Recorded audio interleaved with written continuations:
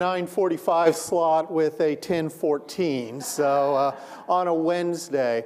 To tell you just how much Austin has changed, when I took this photo, the sun still appeared in Austin.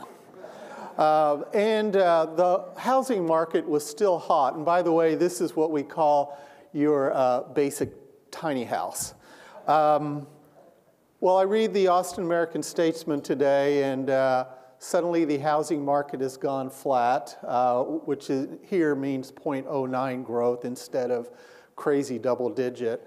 And because of the fact that we haven't seen rain in a while, we haven't seen the sun in a while, that should tell you a little bit about how our mood is, because frankly, we apologize if you don't get sunstroke when you come to Austin. So Steve said that y'all were a great crowd, so please don't let Steve down as I sort of walk through some of the things that are happening.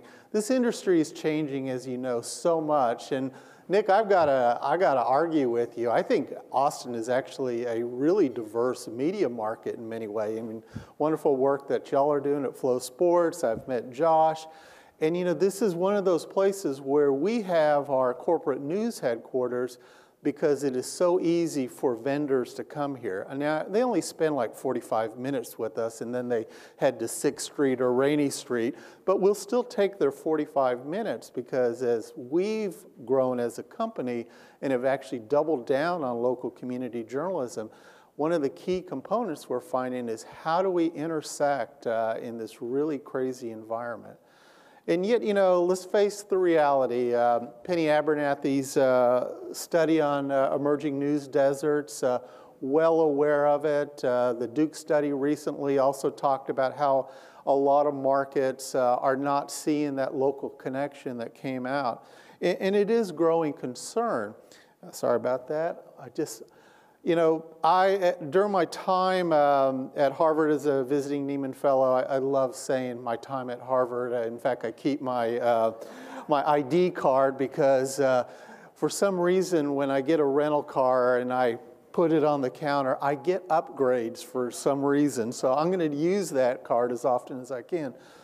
But as I was looking at sort of where the industry was going, over a 10-year span, 20,000 jobs were lost in journalism. Now, you would argue that, okay, some of those were naturally migrated into communications PR or retirement.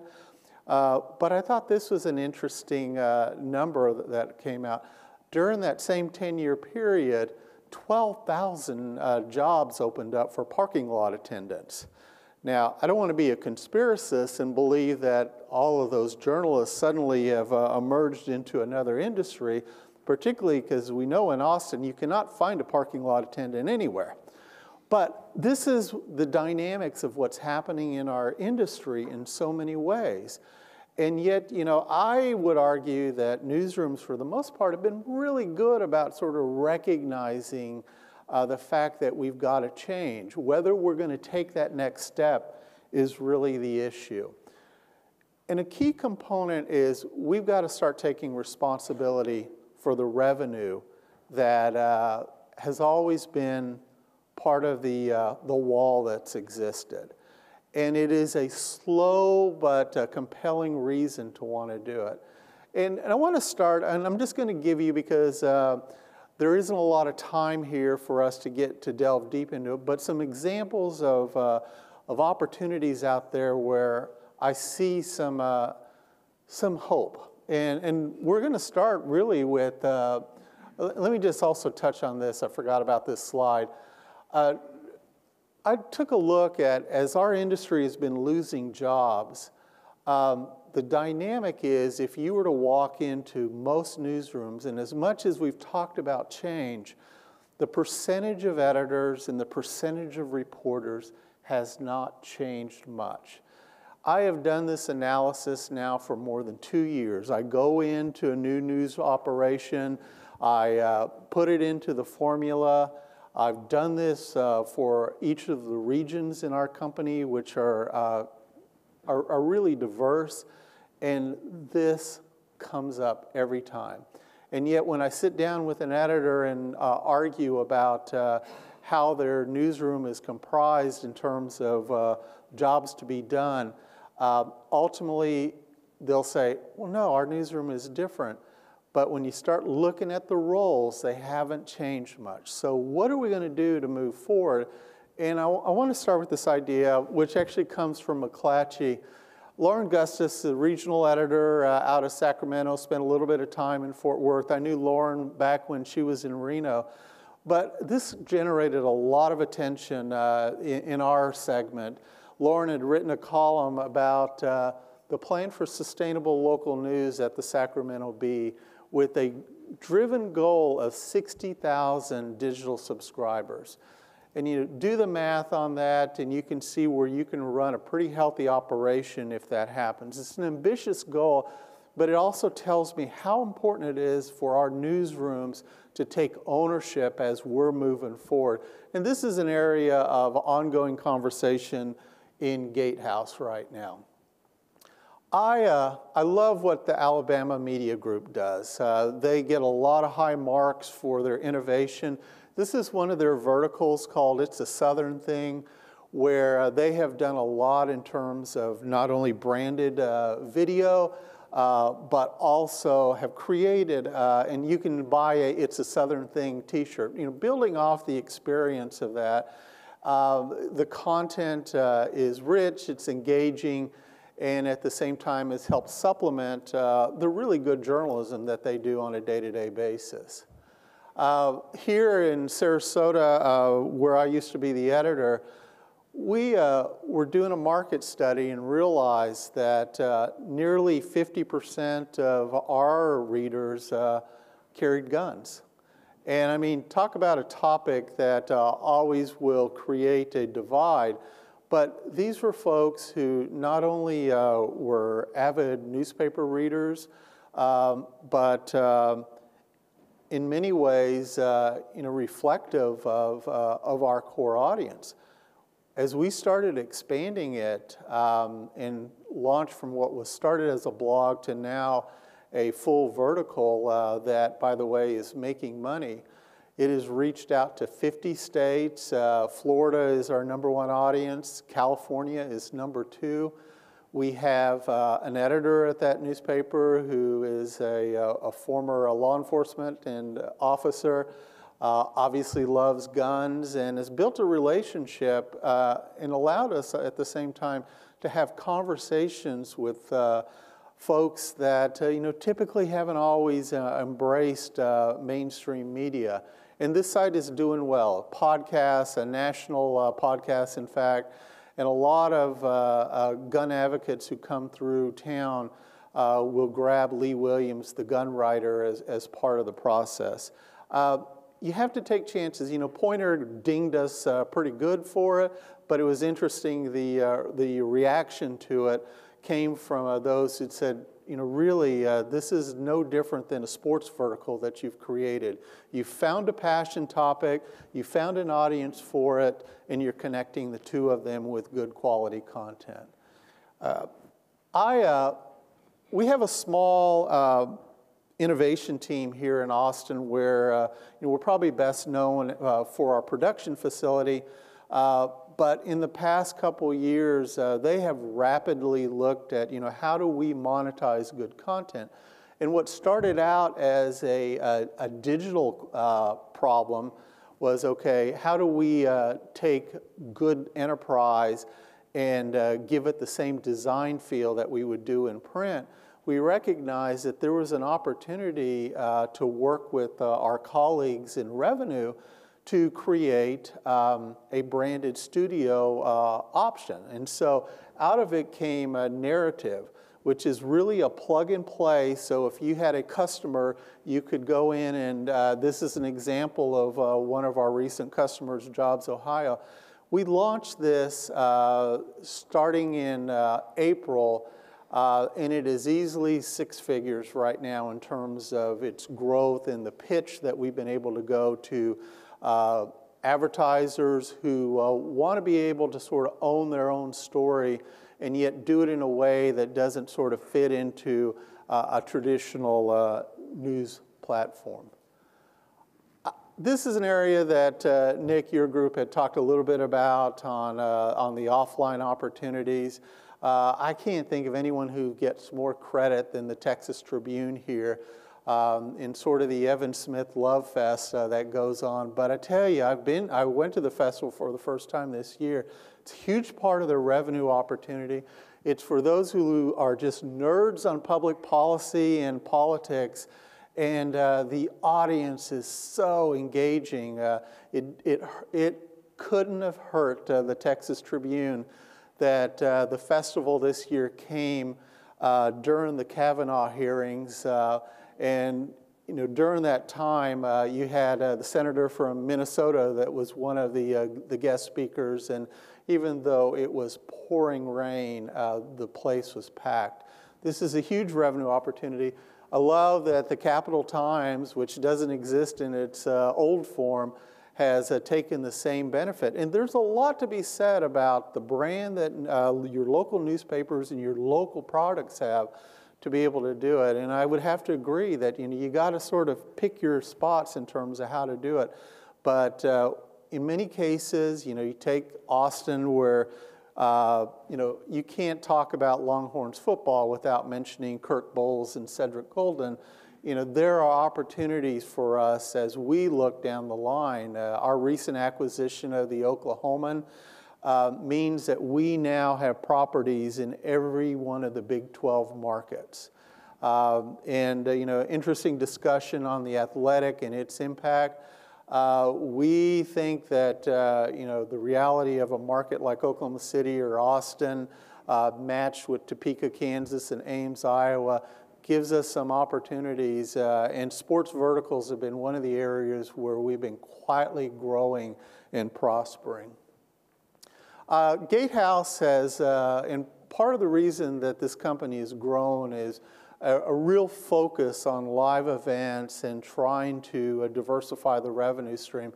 Recently purchased Rugged Races, which is perfect for places like Austin, where you've got a number of triathletes and road race athletes who want to be able to have that experience in an environment that's big and bold.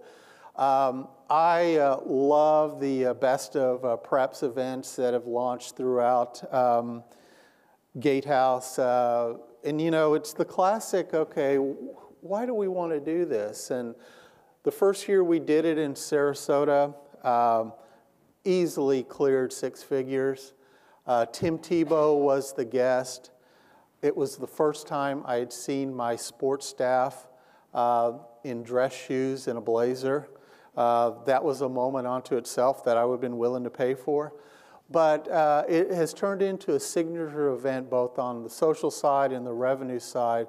And it's an area where an organization like The Athletic isn't going to be able to own as well as your local newspaper.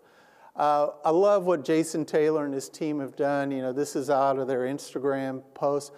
It's a lot of energy, a lot of opportunity to take your local subscribers and make them celebrities.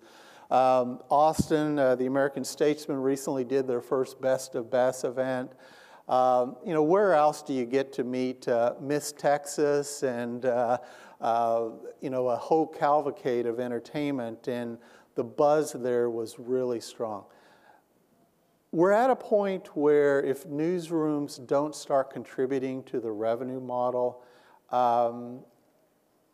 we are going to disappear a lot quicker and convert more to those parking lot attendant jobs than ever before. I find it interesting, in the last 10 years that we have seen ongoing declines, that editors are becoming a lot more receptive to the fact that we've got to look at different ways on content partnerships, that the content that we still do so well has an audience, but we have to figure out a way to connect with it. And think down the line, if as you're looking at your operation and your newsroom is contributing anywhere from 5 to 10% of the revenue stream, what that could mean overall in terms of jobs saved and so forth. So with that, thank you. Any questions or?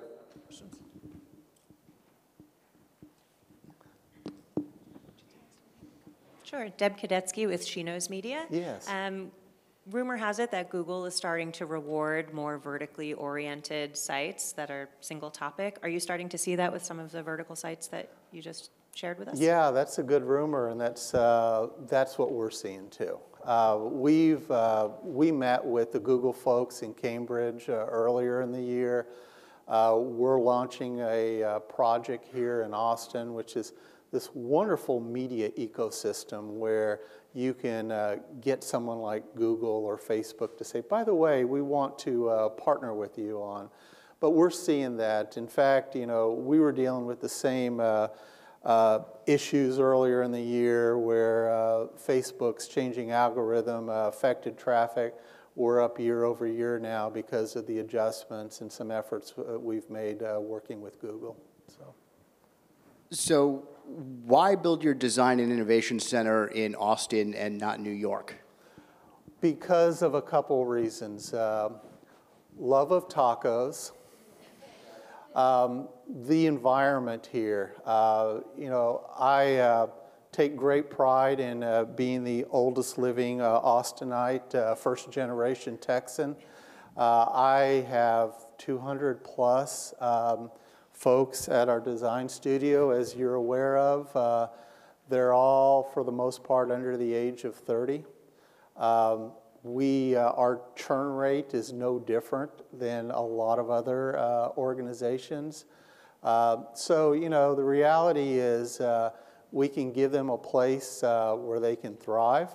At the time, we didn't own the Austin American-Statesman, so it's been an interesting dichotomy as we're moving forward, where we have this design studio that builds the Austin American-Statesman, and yet the designers don't work at the Statesman.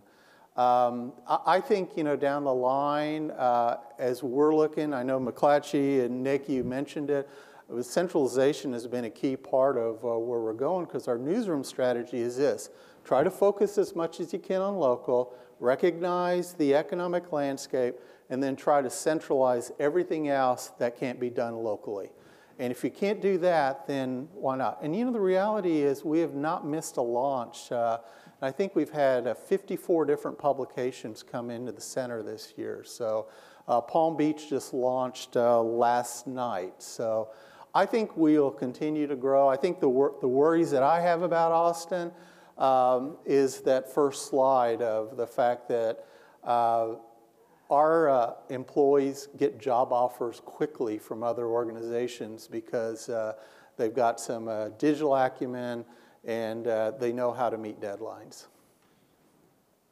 Are any of these ideas and models developing into direct revenue relationships with customers? Are there new things you're developing that suddenly you're discovering people will pay for that you didn't know before? Yeah, I think the narrative, the Jobs Ohio slide is an example of, we started out with the idea of how do we take local journalism and make it prettier on the web, to suddenly realizing there was an opportunity because of a lack of design implementation. Typically a lot of revenue opportunities is let's just work it into our digital platforms instead of thinking about treating it as a separate entity, because the company will benefit from it. So out of that, we have seen great growth in narrative. Sometimes we stumble into things. We bought the Augusta Chronicle. They have a fairly big golf tournament. We launched our e-editions, preview sections that the Augusta Chronicle used to do for all of our newspapers, and just saw a huge spike in traffic, not only in terms of e-edition, but ironically among advertisers who were getting calls about this cable deal that they just saw in their e-edition. So we know that some of this is just going out and doing things differently.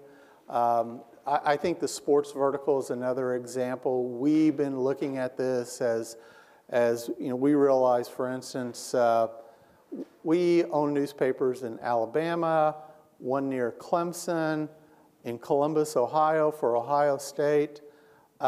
We feel pretty good that we're going to have a presence there for the college football playoffs. And you know, if you've got that type of relationship already with advertisers, you've got an opportunity to grow some verticals there. Bill, thank you very much. All right, thank you.